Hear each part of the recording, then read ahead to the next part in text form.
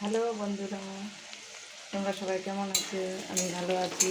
এই দেখো, আজকে রুই মাছের কষা কষা করে তরকারি করবো। এটা আলু আর পেঁয়াজ এখানে ভাজি, জিরে সম্বাদ দিয়েছি। আমি অত ভালো করে রাঁধতে পারি না, শর্টকাটে রান্না করি।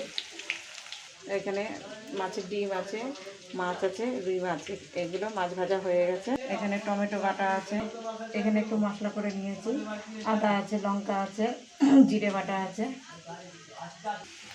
মশলা সবসময় শিলনোড়াতে দেখবে, বেটে খেয়ে দেখবে, শিলনোড়াতেই স্বাদ বেশি। মিক্সচার মেশিনের থেকে শিলনোড়ায় মশলাটা বেশি স্বাদ হয় বাটলে। এখানে আলু ভাজি, আলুটা ভাজা হয়ে গেলে মশলাটা দিয়ে দেবো। মশলাটা দিয়ে কষিয়ে জল দিয়ে দেবো, দিয়ে মাছগুলো ছেড়ে দেবো,